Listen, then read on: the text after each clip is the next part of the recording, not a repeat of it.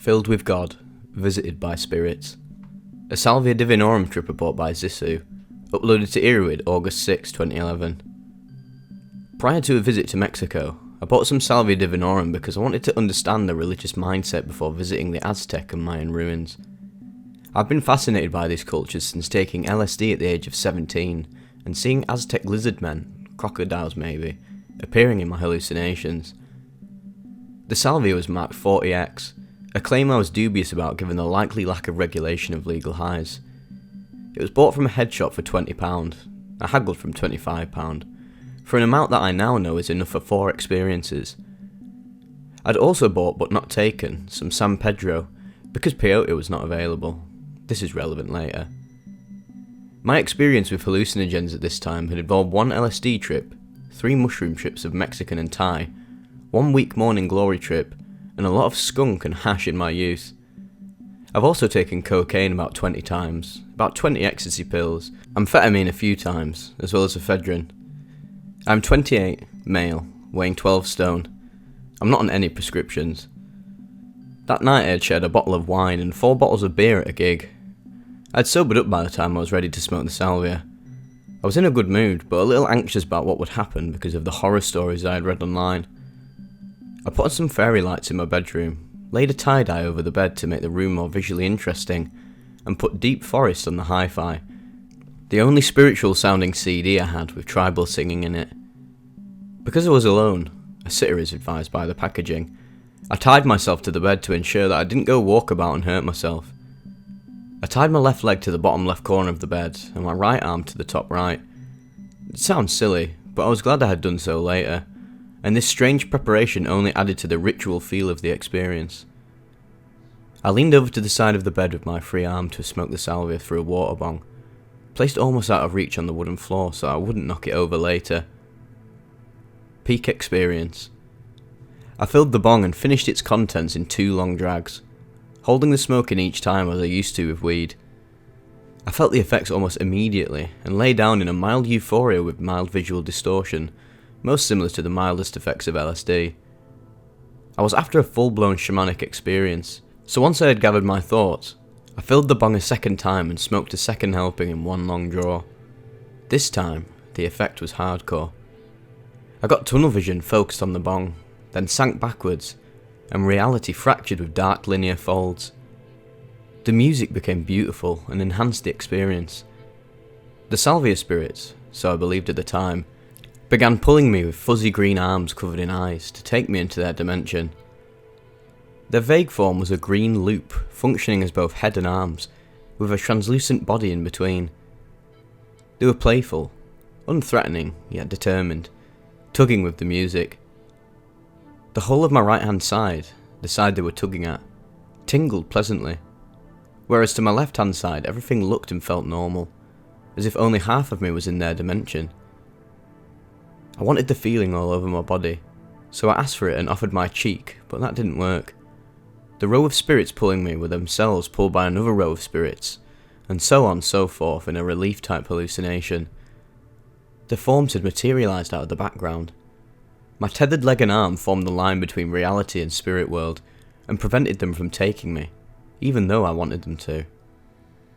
"Speak to me, spirits," I said, and laughed. I was filled with the Spirit of God, and an overwhelming shining ecstasy that was sexual as well as divine. I've never felt anything like it. It was the most extraordinary experience of my life. A fuzzy green spirit rose from my peripheral vision, and I greeted it as the spirit of San Pedro.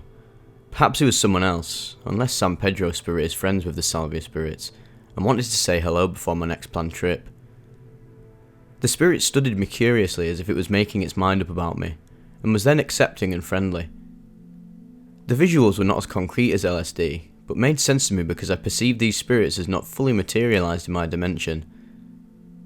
I closed my eyes and saw dark 3D scenes made from snaking tubes shooting past each other, similar to those in a mescaline video I'd recently watched, which indicates that the user's memory rather than only the drug could play a part in what is seen, perhaps even that the user can control what is seen.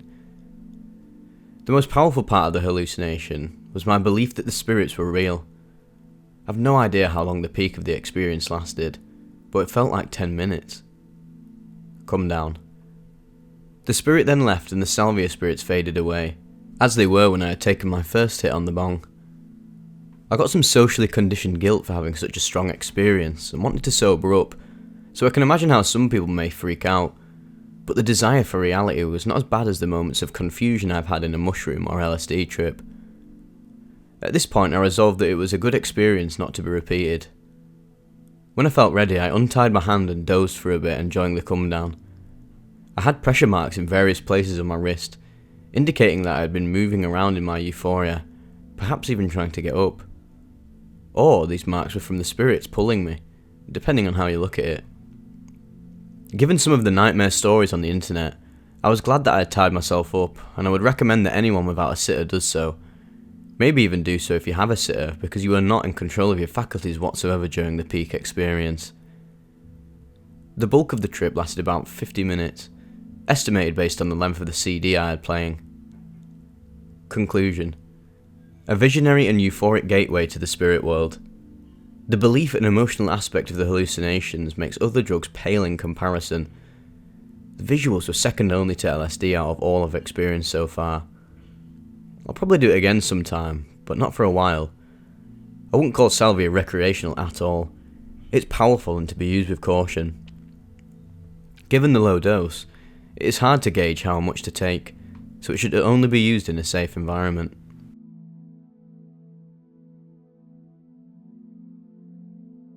Just a piece to the whole. A Salvia trip report by SF Splizzer, uploaded to Irrwid December 13th, 2021. The night began in search of a new bong, or possibly a hookah. Duncan and I went to a smoke shop on Mission Street, but we were not satisfied with the selection and moved on to the Haight. We stumbled upon a smoke shop and went in to have a look around.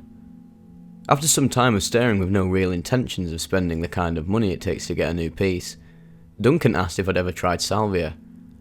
I said no, and he said it was a pretty intense high that only lasted a few minutes. This intrigued me, and we bought some, but I was still under the impression that it was equitable with taking a few whippets. When we first got home, our other two roommates, Ross and Reed, asked if we had bought a new bong. We then asked them if they had ever tried Salvia, and both of them hadn't. Somehow I was nominated to go first. We all sat around the living room and all looked at me as I stared into the long chamber of the bong. With instruction from Duncan, I was to rip the whole bowl and then hold for as long as I can. So I did. And that is when everything changed. It hit me hard with a whirlwind of delusion. I sat back in my chair with no choice of doing otherwise. I quickly forgot that I had just smoked a fair amount of an unknown hallucinogen and had no idea what was happening. As everything melted away around me, I had no idea where I was, what I was, or even that I was. The next part is unclear, as I think I may have taken too much for the optimal peak. The peak for me was so far beyond comprehension and beyond self-awareness that I don't really recall what happened for those moments as I drifted off the physical reality of the universe and into some sort of vastness of ambiguity and insignificance. The next part became more clear and easier to remember, but only as a memory of something that had happened rather than a clear experience that can be easily interpreted. I sat glued to my chair, and feeling that I had no body and without identity. My chair began to feel attached to me, as did the table in front of me. As I continued to scan my surroundings, I noticed that my connection extended beyond my chair and the table, and onto the couch next to me. The couch was in turn connected to a face, Duncan's face. He was staring at me with a concerned look, and I heard Ross, who was also part of this now three-headed blob of a neutral coloured cloth, say, "Are you alright?" This, in addition to all three of them staring at me with a mutual concerned look, made me feel very scared and paranoid that I was not alright. By then I had long forgot any and all past experience, and threw out the window any notion of self-identity or personality, and began feeling that this was my new reality, that of a piece of a blob of some sort that had some recognisable features like my coffee table of 2 years, and Ross's face. The whole time I felt as if there was tons of weight pushing down on me, like I was hanging upside down. It was very uncomfortable, but would have to accept this as my new fate, because I felt as if the truth was being revealed to me for the first time, and everybody but I knew about it already. It was now time to come to terms with the fact that I was simply a blob type thing with no real identity other than my face, which seemed to distinguish me from the other faces in the blob. Then it really got scary. I heard over my shoulder people talking, but not normal people. They were much larger than the faces within my blob. I must be a lesser part of them, I thought to myself.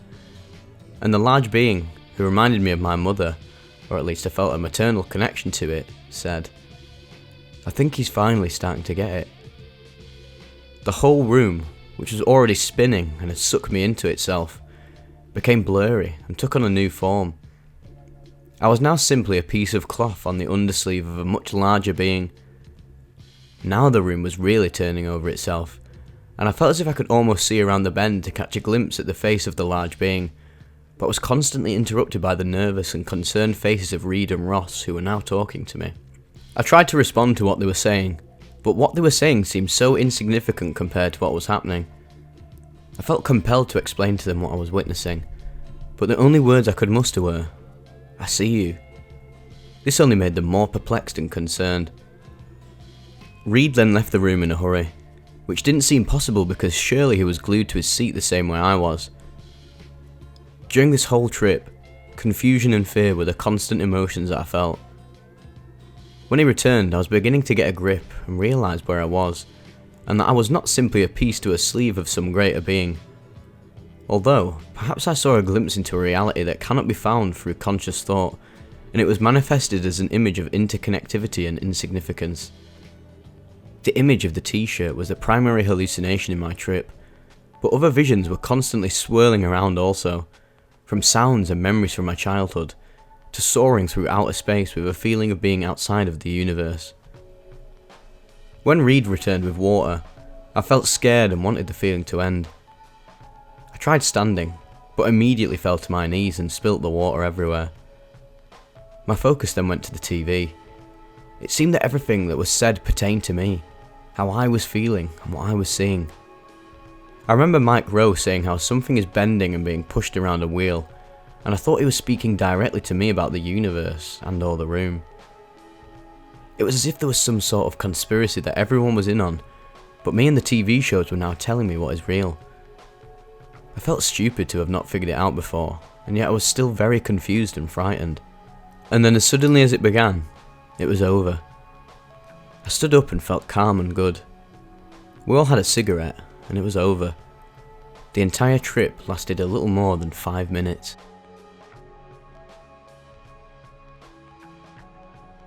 Beyond the Void, a Salvia trip report uploaded to Shroomery, 10th of October 2013. Hello everyone, this is my first trip report on the Shroomery. This trip actually happened about a month and a half ago, and I would usually never post a report this long after, but this experience was so powerful I felt that I should share it somewhere, and I haven't forgotten a bit of this one. I never will. First off, I'm of the belief that Salvia truly is a plant of divination, and that it holds incredibly spiritual states on the other side of the rabbit hole. I respect that most people don't see it as such, as it can be very unpleasant. If misused, Sally will sense your ignorance and kick your ass. I've smoked salvia of various strengths 35 to 40 times by this point, in a lot of different environments, and I will say two things to the people who would like to partake in this substance. A, it will probably be scary, at least the first time. Being thrown from reality to such a state of utter dissociation so quickly one cannot help but be afraid. It's all about letting go. And recently I've read of the way that salvia is actually smoked in Mexico, which is something I'd like to try and would probably give a better experience. Even if it is scary, the experience can be useful. And B, packing a full bowl of salvia is not fucking necessary. A full bowl is probably like 15 to 30 doses depending on a few factors. So when you see someone at a party go to rip a whole bowl, and that person acts completely moronic, know that you don't have to be that guy. You don't exactly need to weigh doses, but it's easy enough to eye out a 1/10 of a gram of an extract, approximate dose. So I arrived home on this night after working 6 or so hours. I showered, ate, and smoked a joint. I felt as if everything was right tonight, so I grabbed my baggie of salvia. Now of all these experiences, I had my very intense experiences over a period of time, maybe 7 or so of my experiences being the mind-blowing out of reality trips. So this would be my first time alone. I sat on my couch with my legs crossed and sort of meditated for a while just to relieve myself of some stress. It was time. I packed the bowl with my dose and turned the TV onto the Wings Live in 79 concert that's always on Palladia in Glasgow, I believe. Little did I know how much this live video would change the trip for me a few short minutes, eternities later. So I took my hit and held it in, laying down.